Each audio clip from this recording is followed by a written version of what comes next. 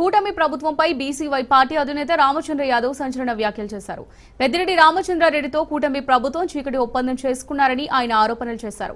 పుంగనూరులో హత్య రాజకీయాలు కొనసాగుతున్నాయన్నారు. చీకటి ఒప్పందం తెలియక అమాయకమైన కార్యకర్తలు బలైపోతున్నారని రామచంద్ర యాదవ్ మండిపడ్డారు. వైసీపీ అరాచకాలకు వందల కుటుంబాలు బలయ్యాయన్నారు. రాష్ట్రంలో కూటమి ప్రభుత్వం వచ్చినప్పటికీ పుంగనూరు, తంబళ్లపల్లి నియోజకవర్గాల్లో పెద్దిరెడ్డి రామచంద్రారెడ్డి కుటుంబం చేతుల్లోనే అధికారం ఉందని ఆయన విమర్శించారు. చిత్తూరు జిల్లా పుంగనూరు మండలం కృష్ణాపురంలో హత్యకు గురైన టీడీపీ నాయకుడు రామకృష్ణ కుటుంబాన్ని బీసీవై పార్టీ అధినేత రామచంద్ర యాదవ్ పరామర్శించారు.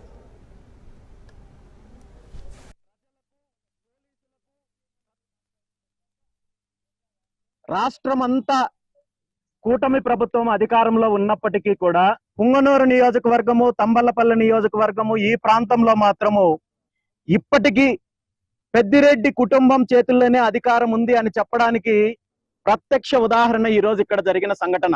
ఈ సంఘటన ద్వారా పుంగనూరు ఎమ్మెల్యే పెద్దిరెడ్డి రామచంద్రారెడ్డి గారు ప్రజలకు, పోలీసులకు, ప్రత్యర్థులకు ఒక సవాలు విసిరాడు.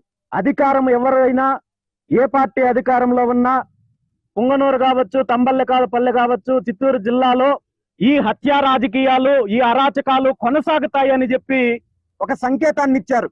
తన పర్యటనను అడ్డుకున్నారనే కారణంతో దాన్ని మనసులో పెట్టుకొని ఏదో ఒక రకంగా బీసీ నాయకుడు రామకృష్ణ గారి హత్య జరిగింది తప్ప ఇది వ్యక్తిగతమైన కారణాలతో లేదా స్థానిక రాజకీయాలతో సంబంధం లేని అంశం.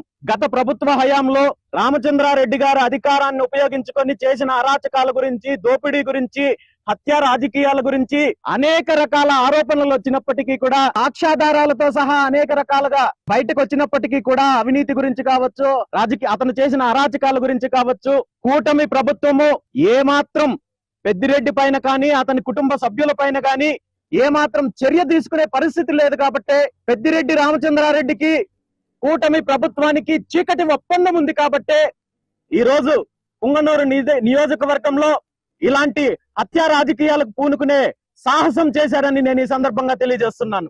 పెద్దిరెడ్డి రామచంద్రారెడ్డి చేసిన అరాచకాల పైన, అవినీతి పైన చర్యలు తీసుకోవాలని చెప్పి కూటమి ప్రభుత్వాన్ని నేను డిమాండ్ చేస్తున్నాను. లేదంటే రాబోయే రోజుల్లో తీవ్రమైన పరిణామాలు ఎదుర్కోవాల్సి వస్తుందని చెప్పి ఈ సందర్భంగా డిమాండ్ చేస్తూ, ఆ కుటుంబానికి జరిగిన అన్యాయము మరొక్కరికి జరగకుండా ఉండాలని, ఆ దిశగా ప్రభుత్వం చర్యలు తీసుకోవాలని, ఆ కుటుంబానికి ఆ భగవంతుడు అన్ని రకాలుగా మనోధైర్యాన్ని ఇవ్వాలని చెప్పి ఈ సందర్భంగా కోరుకుంటూ